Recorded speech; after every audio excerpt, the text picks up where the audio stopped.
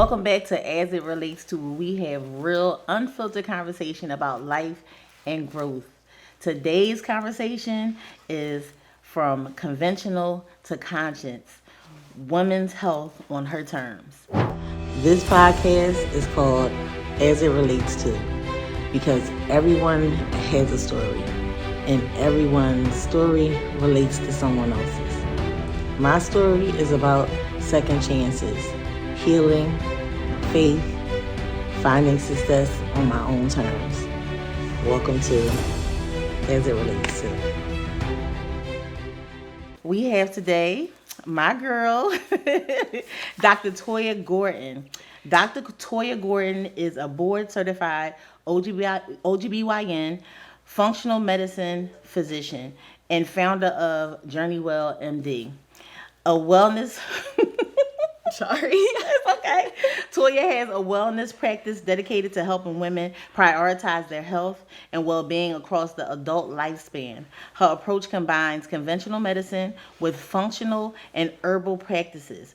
Functional medicine is a holistic, patient-centered approach to healthcare, right? Mm-hmm. That focuses on their needs and identifying and addressing the underlying causes of chronic diseases. She also is offering life stage health analysis and holistic care for women at every phase of life, with a in-depth passion for empowering women through interactive and intuitive healthcare. Toya Gordon is on a mission to bridge the gap between modern medicine and mindful living. Hi, Toya. Oh, hi. How are you? That was amazing. Thank you. I love you. So I did some research, and I've been going over some things, and Toya is actually one of my clients, and I've been so intrigued with her mission with healthcare. It's very important to her, and she's done some research and has done some change into the way that she approaches medicine. So I want to start off with asking you, what inspired your journey into medicine? Yeah, so it started when I was really young. Growing up, I was that kid who was playing with roadkill. I'll just be honest. I grew up in Texas, and I was always interested about the human body, but just also what the inside looks like. So that was my first introduction into science. I also like playing with my hands, and it was really the birth of my first niece that opened my eyes to women's health. I was able to be present during her delivery. And so I saw all the behind the scenes interaction with the nurses and the physicians, and it was such a special moment, but it was high intensity, and I was like, I want that. That's what I want to do. So it first started with just a natural inclination towards science, and then actually being involved in an intimate experience and being able to identify with that experience somewhat. Like being a young girl, I said, this is my path. So I went into medicine knowing that I wanted to be an OBGYN. Wow. I don't like taking care of men. And I do feel like the relatability is very important, and that's enriching to me. And I think that's something that's very important. Also, as the patient, having someone who is dedicated to, dedicated to understanding your purpose, right? And being connected with, what's going on. So my next question is, what are some of the challenges you faced as a female physician and surgeon? Ooh, so I don't know if, or I assume a lot of people have seen the Tucker Carlson interview and everything he's saying. And for those who have not, basically he was saying that if he sees a black female surgeon, he automatically assumes that person was given a pass and that they likely had lower test scores. I'm kind of paraphrasing, but their skill set is less than. And especially with all this DEI rhetoric, and everything that's going on, I am constantly questioned not only as a Black person, but then as a female. So being a Black female surgeon is like a trifecta for people assuming right off the bat that I likely don't know what I'm talking about. Wow. And also medicine is male dominated. I mean, it really took a while for women to enter into medicine for a multitude of reasons, because historically women were seen as caregivers. Right. Our job was in the household with the children, keeping up with house chores and stuff like that. Our responsibility was not to be in the workforce. Right.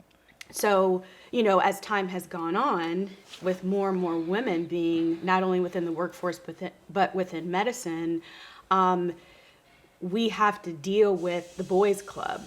Right. Right. And everything that comes with that. So, not only am I challenged because I'm a woman and I'm being compared to, a man with his skill set and his assertiveness and, his ability to kind of take charge and automatically be listened to just because of his gender. But then as a Black woman, especially with people questioning affirmative action and, all of that stuff, because I could go on and on and on about that. I'm questioned even more. Right. So I am constantly, I have to perform or work 10 times harder than my counterparts in order to receive half of the respect. And that's super relatable, because I feel like even in the hair industry, I'm still fighting for the notoriety that I deserve as a Muslim Black woman in the hair industry. And I think that when you become the minority, it's kind of like, wow, like, hello, I'm here. And then you got to work so much harder to be seen, right? Where some other people may not have to go as hard, which is a great segue into my next couple of questions. So what misconception do people often have about women in medicine, especially those in leadership roles? Because I know you have a new title, so with you moving forward in your job, congratulations. Yeah, thank you. What misconceptions do people often have about women in medicine with regard to leadership roles? So that we have to be very kind, understanding, more gracious and lenient. Our feedback, it's like it's expected for us to give that sandwich feedback. Like, you're an absolutely amazing person. I would recommend that you focus on this, but know that you're doing an excellent job. That's an expectation. Yes. I can't just tell you, hey, I have some concerns. Can we talk about them? Because I'm instantly going to be labeled as, being a bitch, too assertive, too aggressive. I have an attitude. And then especially as a Black woman, it's that whole angry Right. Black woman persona that has followed us for so long. So, yeah, unfortunately, I can't just be blunt. And I can, and I am, but I know that it's likely not going to be taken well. So that's the battle. It's, do I tell you exactly what I want to tell you, how I want to tell you, but know that likely you're not going to receive what I'm saying, and it's just going to turn on me. Wow. Or do I act or put on that face, or what I say, the game face, so that I can tell you what I need to tell you, give the feedback that I need to give you, but in a way that I know you're going to receive. And I think the latter, like what I just said, it's a lot of people in leadership do that. But I think for some, especially me as a Black woman, it requires me to really not be myself. And so I'm having to put on this front, and that's really tiring, Right, right. like at the end of the day. Right. When I could have just had a conversation with you and we get straight to the point, And then hopefully you receive that feedback in a constructive way, and then you make changes. I can't really do that. So yeah, having to navigate through that is really frustrating. Yeah, right. I feel that. My next question, that's heavy. My next question is, what role does holistic and functional medicine play in your practice? Yeah. So just to kind of back up, because thank you so much for your introduction, but Yes. what I do, it's a lot, So I'm a double board certified OBGYN and fellowship trained urogynecologist and reconstructive pelvic surgeon. So I am truly a women's health expert. Right. I put in a lot of time and energy and money into, all of that, to have all that expertise. I'm also a certified menopause practitioner through the Menopause Society. And currently I'm practicing full time in a medical group.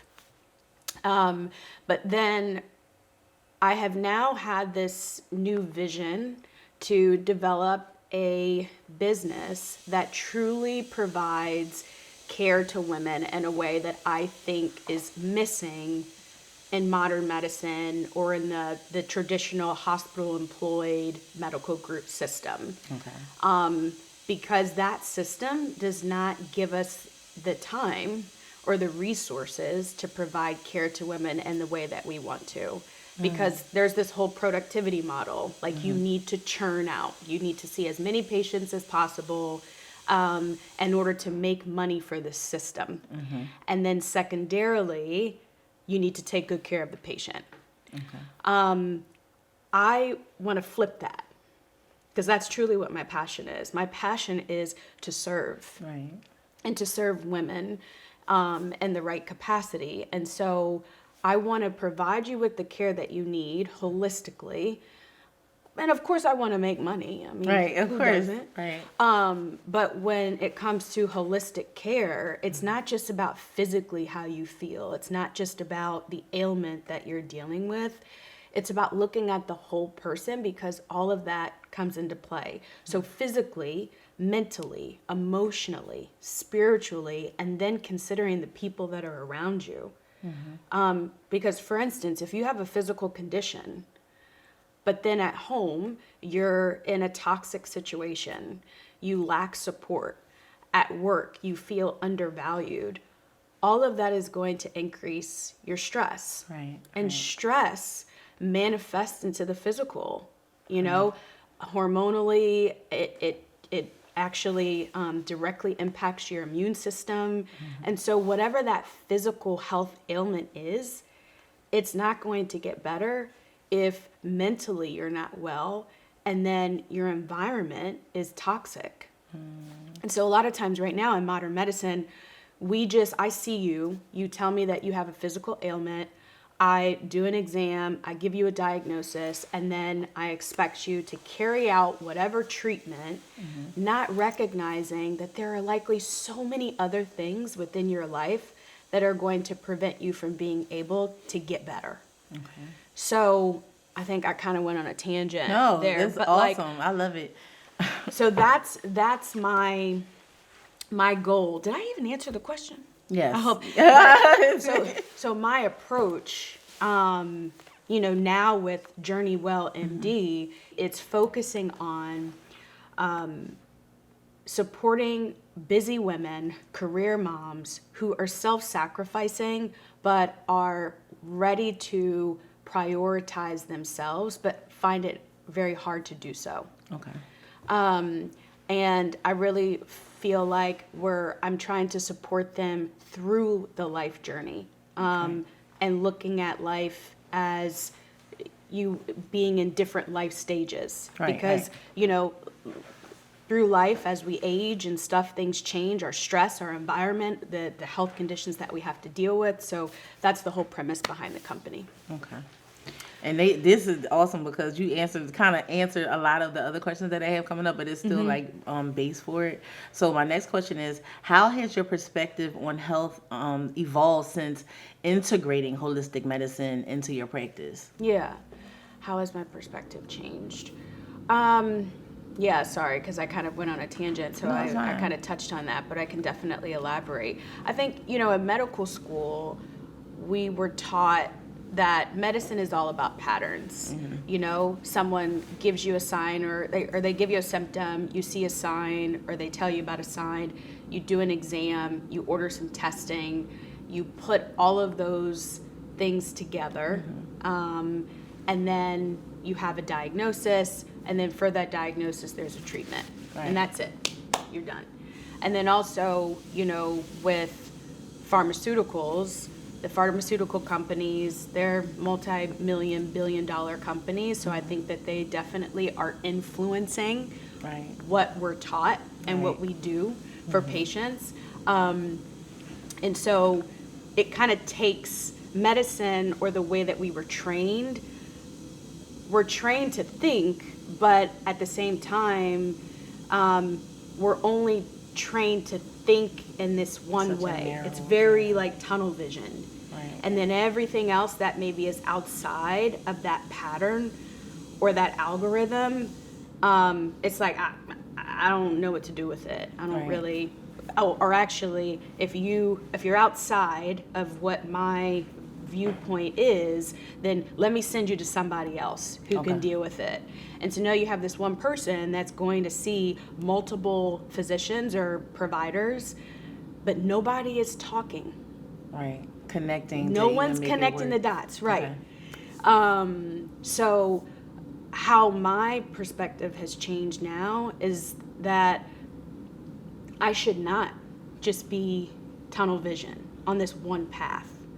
I have to be thinking about everything if I'm truly going to provide the woman with the care that she needs. Right. And I shouldn't have to send her to multiple providers. And if I do, we all need to be talking Right. so that we can ensure that we're all on the same path. I think we all have the same goal. We want her to feel better. Right. But we need to make sure that together we're on the same path to reach that goal. Right. And targeting exactly what the need is. Right. And truly what the problem is. And I Yeah. find that with being a hairstylist and having conversations with people like yourself and other people that I have that are in the workforce or in the medical field, that I've been able to offer different information to my clients based upon different issues that they may be having, like with their hair, and like even with down to just letting them know, like, maybe you need to get your vitamin D checked, because that may be why your hair is a little drier or a little crunchier, or you're losing hair, different things like that. And I think those things are important, because if you're not targeted and you're not having those conversations, it's like you just doing anything. Yeah. And then now it's just they're spending money everywhere. And I think sometimes that may be the goal in the health system, to make sure that everybody is getting a piece of the pie, opposed to like really targeting the issue. Right. Yeah. Okay, so here's another one. I think you kind of touched on this also. What do you think the healthcare system is missing when it comes to addressing the needs of women, especially women of color? Yeah. So first and foremost, nutrition. Like what we're putting in our body. Right. We don't learn much about that in medicine, to be honest, or in medical school, I should say. We spend, a few weeks on nutrition, but even what they're teaching us is influenced by all of these, federal entities that need to continue to make money. Right. So I'd say, if you go on Netflix and you watch all of the food documentaries and stuff like that, you'll see. So, or I don't even have to get into that, but I really truly feel like food is medicine. And unfortunately nowadays, what we're putting in our body is killing us. I think all of these ultra processed foods, or even things that, and I'd say ultra processed foods, they're so tricky because, you can look at a nutrition bar and think that you're doing right. But then when you really look at those ingredients and you see, for instance, if it says natural flavors, likely those natural flavors have some type of additive or preservative or chemical in it that your body does not need, and is doing you harm. Right. if you look at something, because labeling, it's crazy. They can put all kind of things on food to make you think that you're making the right choice. But then when you flip that over and look at the ingredients and you can't pronounce half of the things that are listed, that's all going into your body. And so, that is directly impacting your metabolism and the way that your body is functioning. And so I think for a lot of women, especially women of color who are disproportionately, disadvantaged for multiple reasons, they're doing the best that they can with what they have. But I think what they don't know is that they're negatively impacting their health in a way that's very hard to identify and even reverse sometimes. Right. So I'd say number one, what we're missing is taking time to educate women on nutrition. Yeah. And I'm very particular, careful about even how I say that, because it's not diet, because that's another thing. There's all these fad diets and stuff like that. And at the end of the day, that's a whole nother issue. Right. But I'd say nutrition, and then also what we're missing is really focusing on stress and how that is really impacting us on a physical level. Right.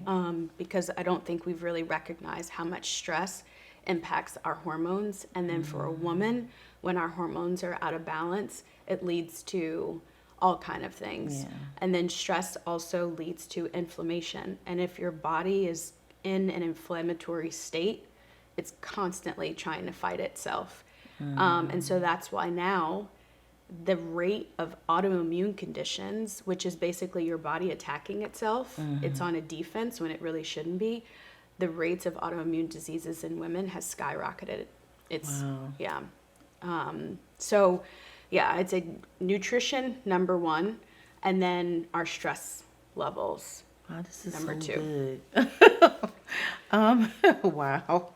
Yeah. Girl, I'm like, I just want to keep going. Like, I could talk all day. Let's go. No, seriously. Can you share a pivotal moment in your career that shaped you to basically do and evolve into everything that's going on now today? So I finished fellowship in 2020. And my fellowship was in urogynecology and reconstructive pelvic surgery. So that's primarily what my practice focus is now. But I finished fellowship and I was like bright-eyed, bushy-tailed. I had been in training for so many years, and now I was going to be out on my own and running the show somewhat, because I'm employed by a hospital. So, they tell me what I can do and what I can and what I can't do sometimes. Right now. But right now. So I was out and I was caring for women. And I was doing my thing, and I was recognizing that my time constraints were really negatively impacting the care that I really wanted to provide. And then also, I'd say recognizing that I was talking to these women, and over and over again, they would tell me, like, wow, no one has ever really taken the time to explain that to me. Right. Or I didn't know that doing X actually leads to Y. And so if I just stop doing X, then I can be better. Why hasn't, my primary care doctor told me that all this time? Or even, my OBGYN, because I don't practice obstetrics anymore. I don't deliver babies. But, of course, being board certified in OBGYN, I know all of those things. So it was encountering that over and over and over again. And recognizing that I'm doing something like really, really well. Right. In this amount of time, I can connect with a woman and help her recognize how all of these pieces actually go together. Okay. And so that's been in the past, 1.5 to 2 years, where I've really been able to hone in on my skill and recognize that I can do so much more on my own. Right. In that way, and just really help women put it all together so that they can truly feel better, not only in the short term, but really in the long term. Because I'm in for the long game, Right. Throughout life. Because that's where you see the results. Yeah. Right. Yeah. So, and then with being behind the chair, I found that it's so many women who have such a struggle with understanding their bodies. And we're talking about like women over 30. You know, you would think you're talking about like a younger person in their 20s, maybe teens, whatever. But I found that women in their 40s and 50s are still struggling with understanding their bodies, or knowing that if this is happening, more than likely this is what's wrong, or different things like that. So that's super important. That's why I think that like what you're doing is so important, and bringing so much awareness to women's health, because you've enlightened me with so many different things over time, and along with other clients that have been here, and the connection that you guys have made through those conversations. So okay. Are we about to get real? A little something. Was there ever a time when your identity as a Black woman shaped your professional experience, either positively or negatively? Yes, it's happening right now. Wow. In a negative way. Right. Well, it's a negative way for them, but it's a positive way for me. So I guess let me explain. So this is gonna be like televised. But I'm gonna give it to the best way you can. Yeah, I'm gonna be honest. So because we know as Black women, we have to work 10 times harder in order, again, in my opinion, to get half of the respect. I have the papers. Right. I know. I am very confident Big in my purr. yes. Big purr. Yeah. Yes. I have the education. Right. Okay. And I was blessed to go to strong academic institutions. And I know what I know, and I know what I don't know. Right. And then I was also blessed to be raised by strong Black women and men who instilled in me the importance of strength, Right. and perseverance, and resilience. And so I finished fellowship, again, bright-eyed, bushy-tailed, ready to go. And I was the only, at that time, I was one of two people of color in my office. But really, I was the only person of color with the degree and responsibility. And so with that degree and responsibility comes a certain amount of respect. I feel like everybody makes choices in life. I never down anyone who has a position that is lower than me in any way, but I highlight and say everyone makes choices. I chose to be a physician. I didn't choose to be a medical assistant or a nurse. Right. So since I chose to be a physician, which is the top of the totem pole in medicine before you get to, leadership, that comes with a certain amount of respect. Right. And I demand that respect. In my eyes, you teach people how you want to be treated. Right. If I allow you to disrespect me, then I'm telling you that that's okay. Yeah. But I will not let anyone disrespect me, especially if I'm giving you the respect that you deserve. Right. So in some way, I'm going to need to teach you how to treat me. Right. And so in my, current practice, as a Black female physician, automatically, I am less than. I don't know what I'm doing. You have to me, it's just assume that you have to question everything. And that's fine. I entertain questions. I love questions because I know I'm going to be able to give you a really good answer. And if I don't know the answer, I know that I'm going to be able to find it very quickly. Okay.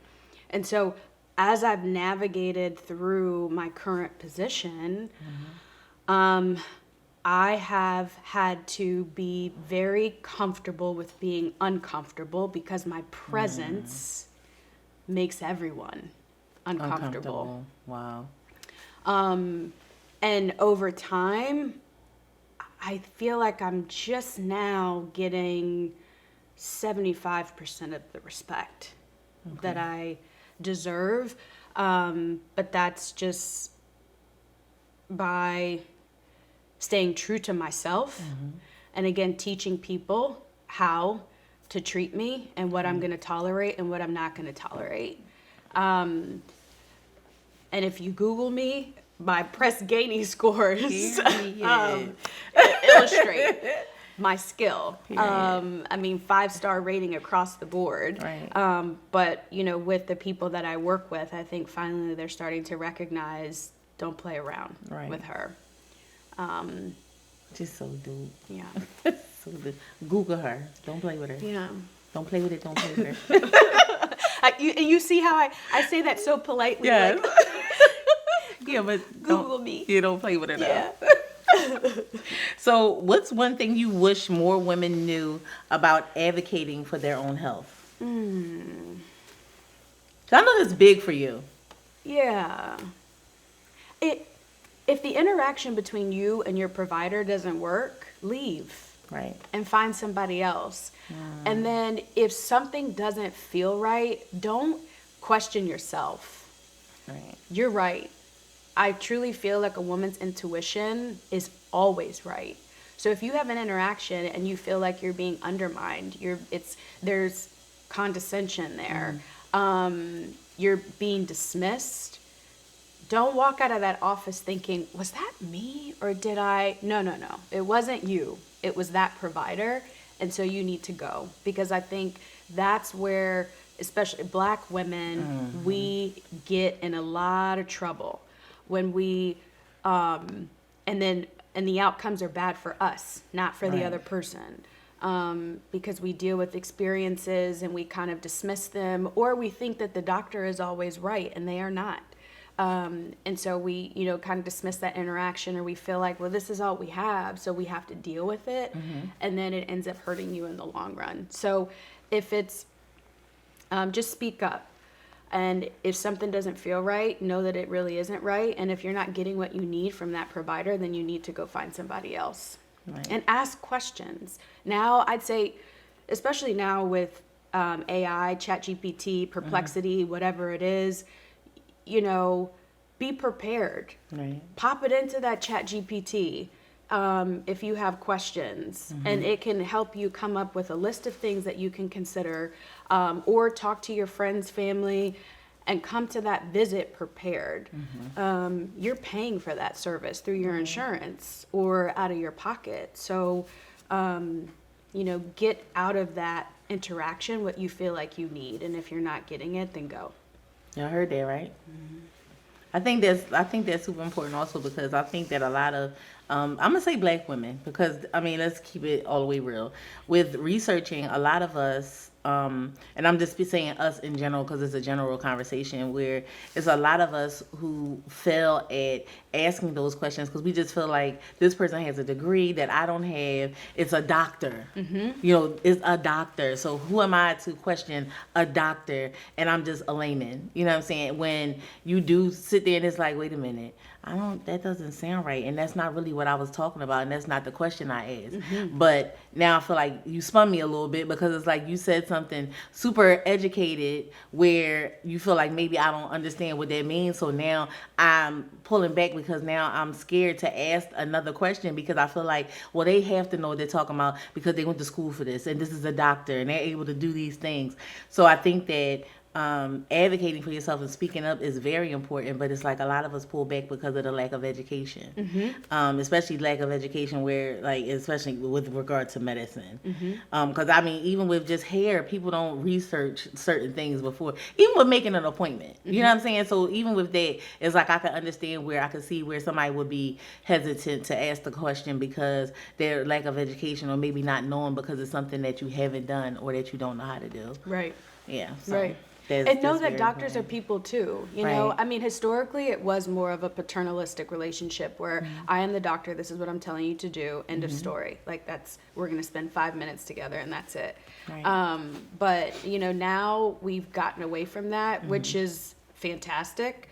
And I think that you can still remember that your doctor is a person too. Like I am Toya, you know, at the end of the day.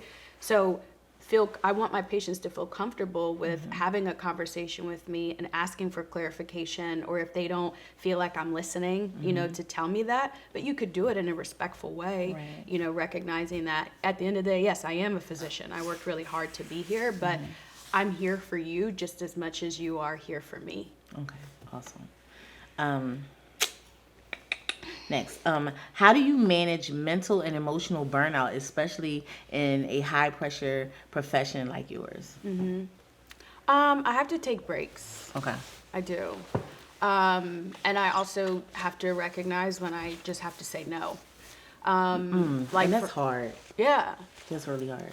It is. And I think a lot of times as women, we don't want to disappoint people. We always want to show up for everybody. It's that, again, that self-sacrificing nature within, amongst women. So, but what I've really had to learn is the more that I self-sacrifice and practice selflessness, it actually ends up hurting me in the long run.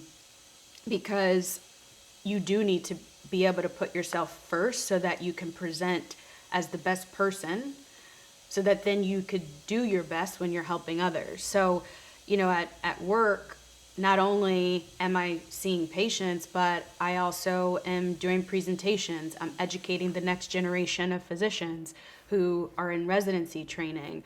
I have, you know, meetings to attend in the morning and in the evening.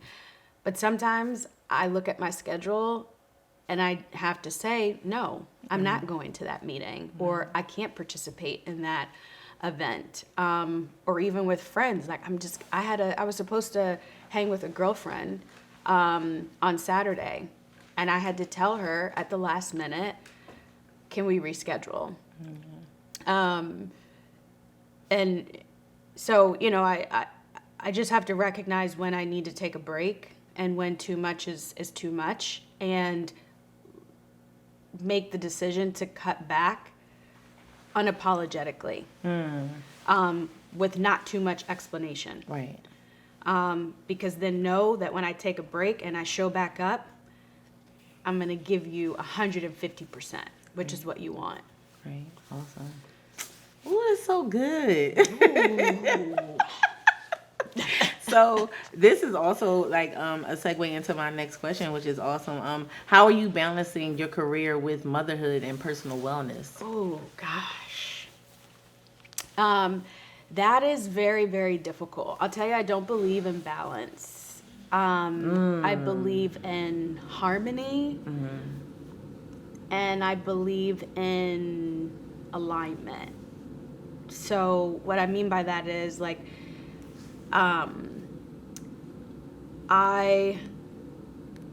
as a mother, I want my kids to know that, especially I'm raising 2 girls, right? That you can choose a traditional path if you would like, you know, staying at home and raising your children. My mother did that, and I am forever indebted to her for her sacrifice. And I know that her sacrifice made me into, you know, the woman that I am today. Right. And she's my best friend. So, you know, I want to show my girls that you can do that if you want, because, you know, there's nothing like the love from a mother. And I think, you know, we just do that so well. But I also want to show them that you can have a career and be a career woman or be a career mom and do just as well. Right. But this kind of goes along with what I have to do at work, saying no is with my kids, I kind of have to do the same thing. Right. So I need to make sure that I dedicate time to them so that they know that mommy is present. Right. But I also am very open and honest with them about what mommy does outside of the house. Okay. And then recognizing that sometimes I just need mommy time. So I tell my kids, like they'll say to me, Mommy, can you come play with me? And I will say to them, no. I mean, Mommy, I'll watch you, I'll be there with you, but I don't want to play with that. And I may get, negative feedback from this, but my sense is I don't have to play with that toy with you. But I need to be here with you, show you love, show you that I care, give you attention, but I don't have to play with that toy. I really not don't right play now. with that toy. Okay, it's not right now. So it's like kind of like a give and take. But and if I have to do something related to work, I'm going to be present, and I'm going to be doing that thing, so that the two can kind of align, and I can still feel like me, and not lose myself in being just a mother. Right. Still showing up. Yeah. Like, I'm here. Yeah. I'm here. Yeah. So that's how I kind of align the two, or bring them together. Or sometimes, like, I'll just tell my husband, if I come home from work, sometimes I'll just sit in the garage for about 5 minutes. Yeah, decompress. Right? Yeah. And get my mind right, because I know the second that I hit that door, it's going to be mommy, mommy, mommy, And then also my husband, he needs me. And so it's kind of just taking that time to adjust and then come in and show up for them. Right. Yeah. And then being in a service-based climate, I feel like we take on so many different personalities. Sometimes you have to wash that off of you before you go into the home, because you may have had an emotional day, right, with a client, or you may have had an emotional time with yourself, period, because sometimes you have conversations with your clientele or your patients, and it's like, okay, that was triggering. But at that moment, you can't release that to them because you want to support them. So it's like, I'm listening to you, I hear you, but inside you're triggered. So those conversations kind of like take a turn where you're kind of advising based upon your experience, right? And then it's like when you go home, it's like, I'm sitting here for a minute. I need a moment to decompress. I want to go in the house, even though hubby has seen me, even though kids have seen me, know that I'm here. Give me a minute, because I need to get this off me before I come in, because these emotions might be a little too heavy for you to take on right now, right? So I totally feel and I understand it. And it's like, even with the kids, like you said, presence is a thing. And being a mom and raising children in a space where I didn't have my mom coming up. And I think that the presence is something that was needed, but it wasn't there. But I did have someone there for me. And I think that those moments of, oh, can you play with this with me? And it's like, not right now. You play. I'm right here. I'm taking care of something. I understand that. And I think that it's an awesome way to just still be present, but letting it be, this is mommy time, but I'm here, right? I see you doing it. Well, look, maybe you should, or whatever. But just being present is important, because I think that those shifts in children when they grow up, it means a lot to just know that you were there. Yeah. Outside of everything else, because it could be a situation, like I said, I didn't have my mom, and I was raised by like my grandma who raised boys, and it was like trying to raise a little girl was different. I had action figures, because it was just like, that's what I knew, that's what I saw, so it was what I had there. And now I'm like a Marvel fan. I love Marvel, so and all of those things, but it was kind of like, the girly part of it was kind of like forced, because I was forced to go to dancing school, because she didn't know how to offer that kind of motherly instinct to make me understand, like, okay, this is girly stuff, and allow me to choose. I was forced into it, like even playing the violin and all those things. It was like those things were forced to have structure, right, for that to be there. But she was there, she was present. So I kind of like respected it, but this is not what I want. Right. So I think giving those options is important. Thank you for that. Yeah. What has motherhood taught you about leadership and compassion in your field? So what has motherhood... Can you say the question again? What has motherhood taught you about leadership and compassion in your field? Yeah. Okay. Yeah, because the first thing that came to mind was patience. Right. For sure. Yeah. And perspective.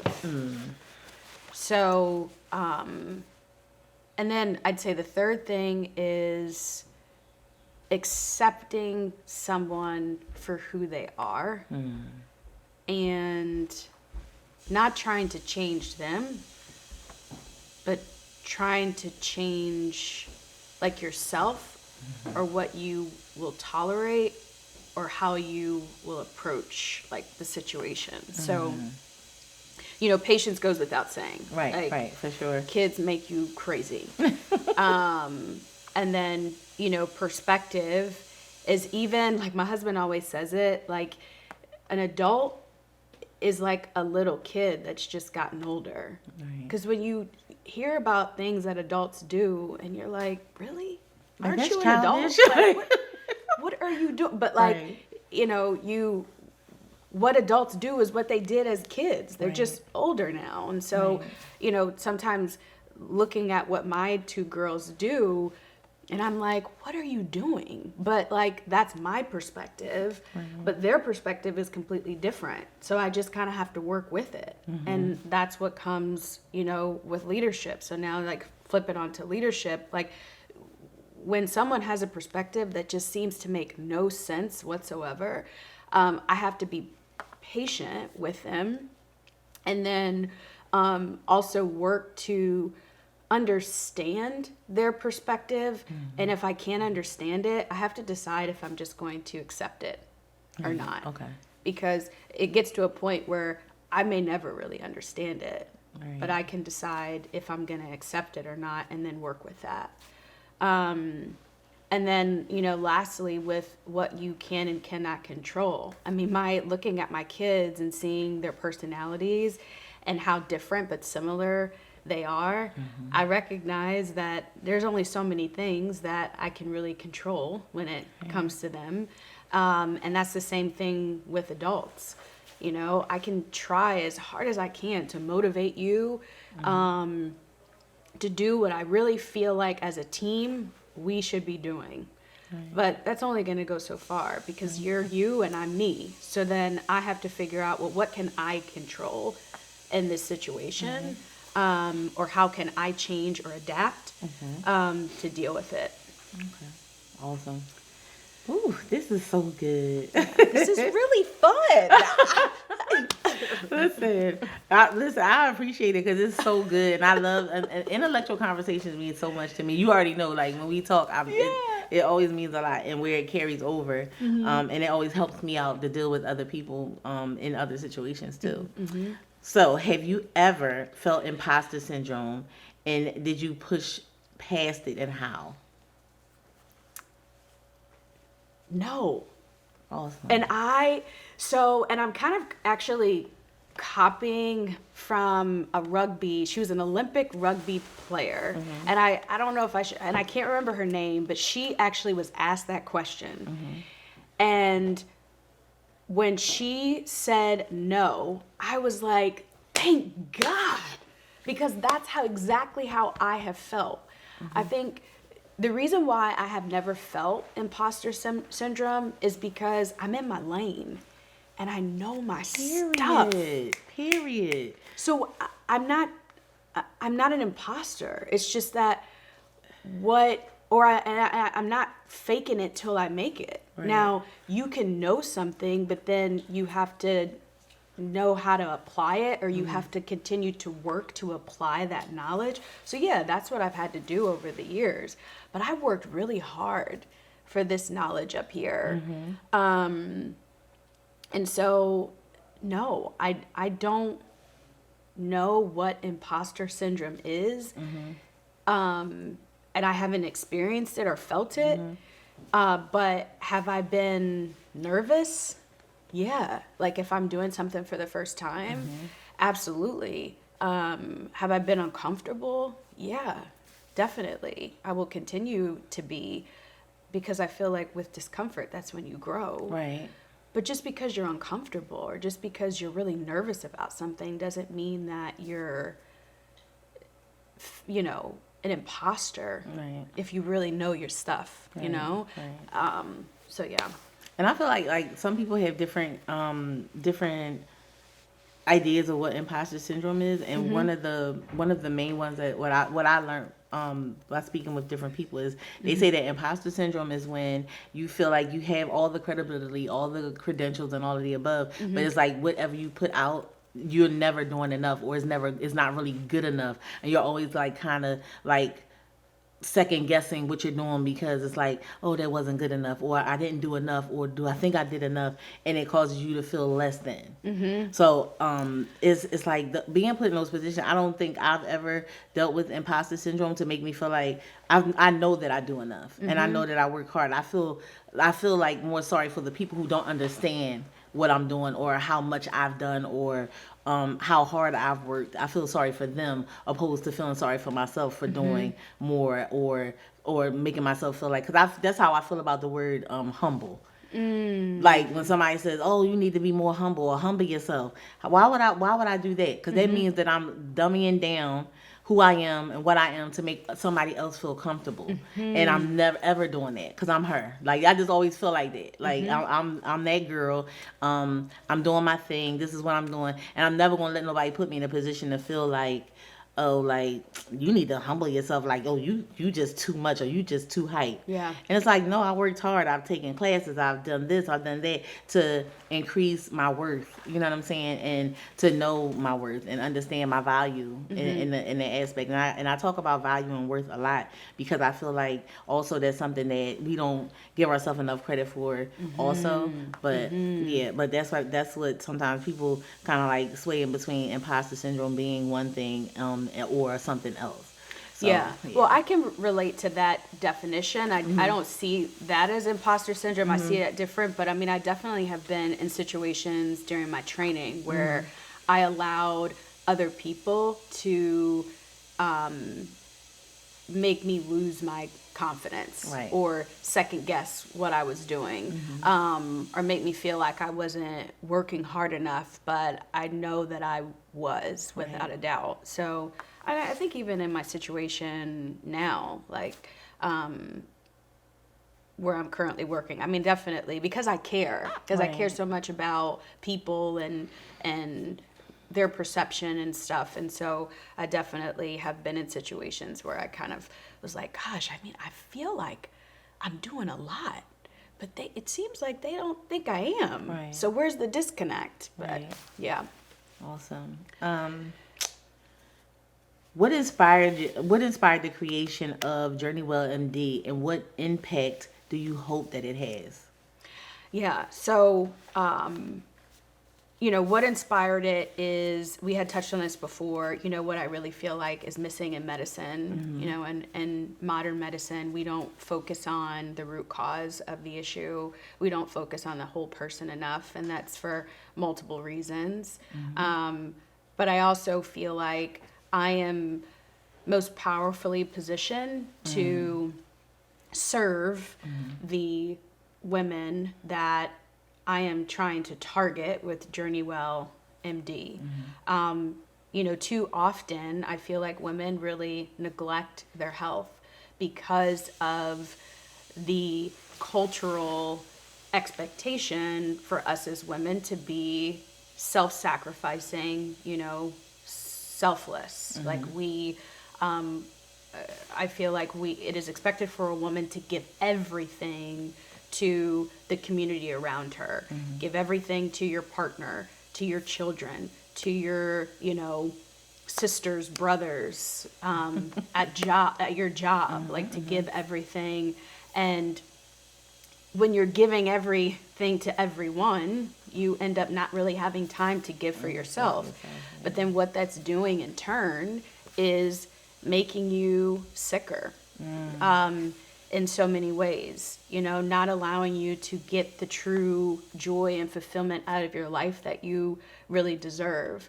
I feel like too often women get joy from the interactions with others, or seeing what they gave to another.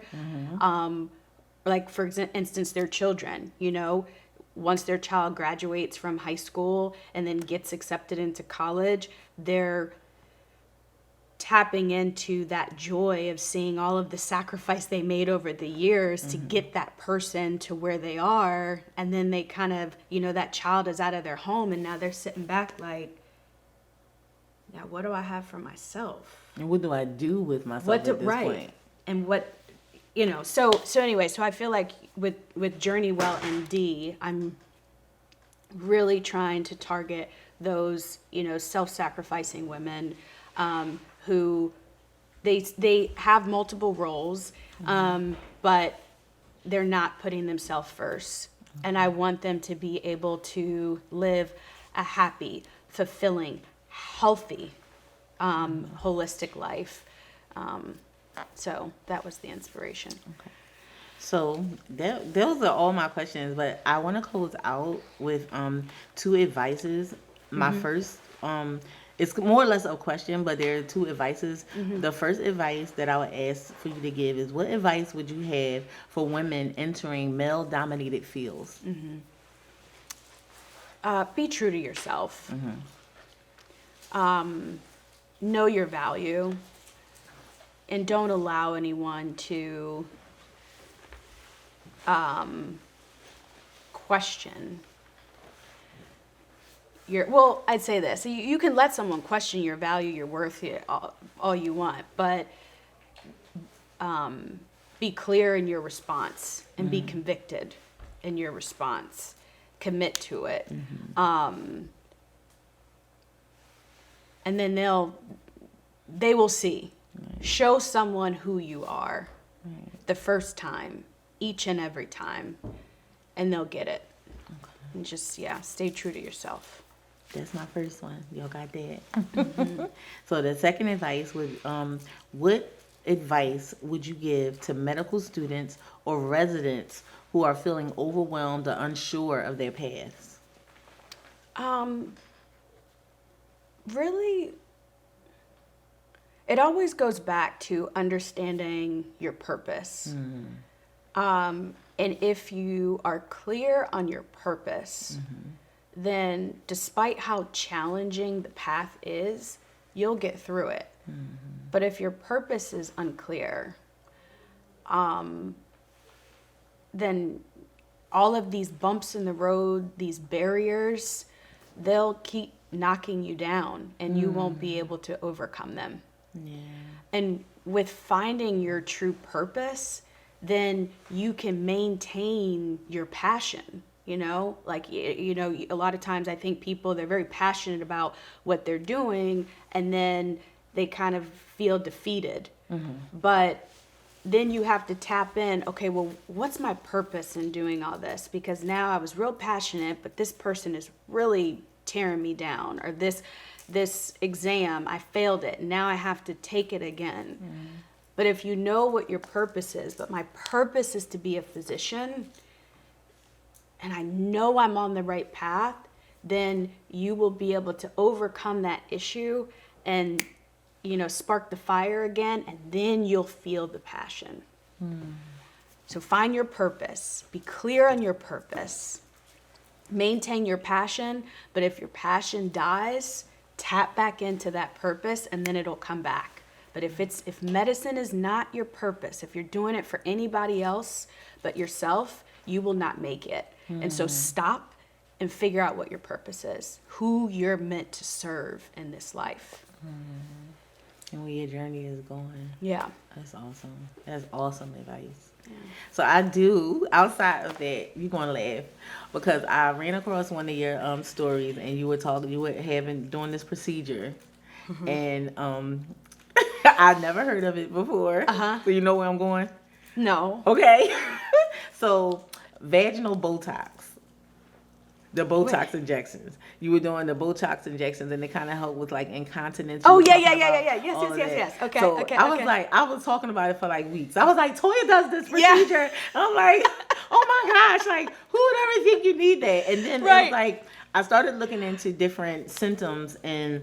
We had that conversation about incontinence being one of your symptoms for as your cycle's about to come on. It can be a premenstrual symptom, Right. and also perimenopause and menopause. Yep. So with treating that, I'm intrigued. So I would like to know more about like with the Botox injections for those things. Yeah. So I didn't give you more information kind of about what I do. So as a urogynecologist and reconstructive pelvic surgeon, I specialize in the management of pelvic floor disorders. And so I'll try to be quick, but it's important to kind of touch on this so it makes sense as to, what I'm going to tell you. But with pelvic floor disorders, the pelvis is a bowl full of muscle, and all of those muscles support the pelvic organs. If those muscles are not functioning as they should, either they're too loose or they're too tight, then they can cause different disorders that women deal with within the pelvis. More commonly, the pelvic floor muscles loosen or weaken over time, with childbirth being the most significant contributing factor to pelvic floor muscle weakness. And so as naturally as we age as women, especially if we've had children, which is the hit one that weakens those muscles, age causes the muscles to weaken more. Also weight gain, chronic constipation, heavy lifting, those all contribute as well. Genetics, so if your mom, ended up with any pelvic floor disorder, you're more likely to deal with it. But yeah, so naturally as we had children, and then naturally as we age, those muscles become weaker and weaker, and then we develop these pelvic floor disorders. The three most common pelvic floor disorders is urinary incontinence, so that's dealing with the bladder. So if the muscles in the pelvis are on the weaker side, then you can't control your urine. Fecal incontinence, which is losing stool when you least expect it. So if the muscles aren't tight like they should, or if they're too loose, then you'll have problems controlling your bowels. And then pelvic organ prolapse, which is basically when all of the pelvic organs start to fall down into the vaginal canal, again, because the muscles are weak, so they're not supporting everything like it should. So with urinary incontinence, which is the loss of urine when you least expect it, you could either lose urine, if you're quickly trying to make it to the bathroom, or you could lose urine if you cough, sneeze, or laugh.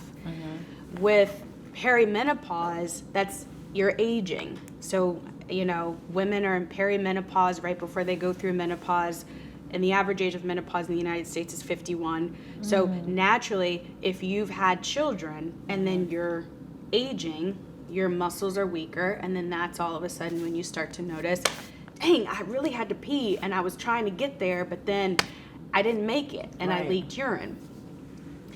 So that kind of leakage, if you're quickly trying to make it to the bathroom and then it comes out before you want it to, that's due to bladder spasms that are happening at various volumes of urine.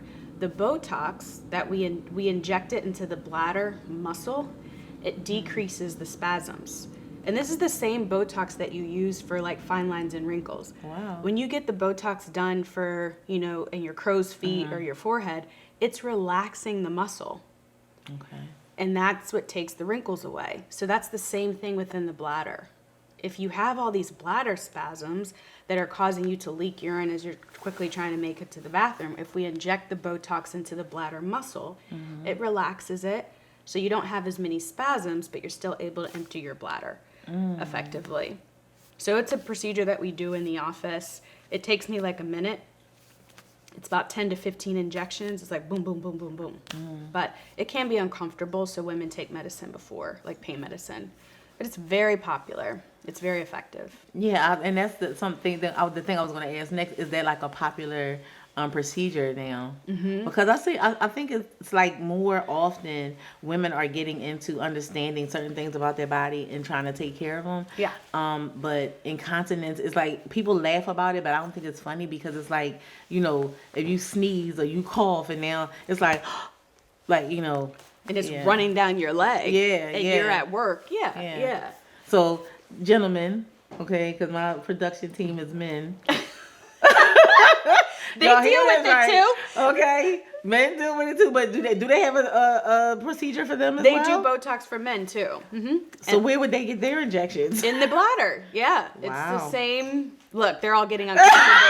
Everybody like, oh, Yeah. I don't want to talk about that. Yeah. No, it's the same thing. But yeah, I mean, these situations, and that's why I'm so passionate about, you know, what I do in that regard, because a lot of women deal with it, but they're embarrassed about it. They don't want to talk about it. Or for some, it's very socially isolating. They don't want to go out with their friends because, you know, they're afraid of leaking, you know, urine. And it's really embarrassing. Right. So it's nice to be able to talk to women and share in that like discomfort, and then also let them know, like, I feel you. I have 2 kids, you know, I have stress incontinence myself. Right.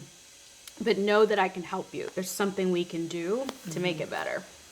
Right. Yeah. So when you think about the mother of your children, your mother, and all of these things, these are things that we deal with.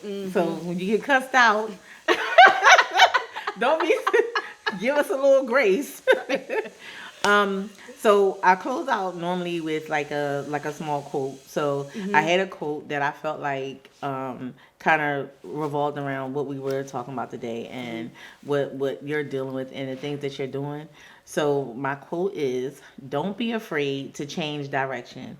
Sometimes the lesson is that the path needed to be rerouted, not refined. And I kind of like gave a little bit of an explanation. We got time?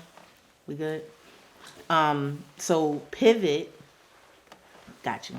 Pivot normally means like making a strategic shift in direction when your current path isn't producing the results that you're looking for. And something that becomes clear thereafter, it's not quitting, but it's choosing to evolve. And then pivot requires clarity, recognizing something no longer serves you.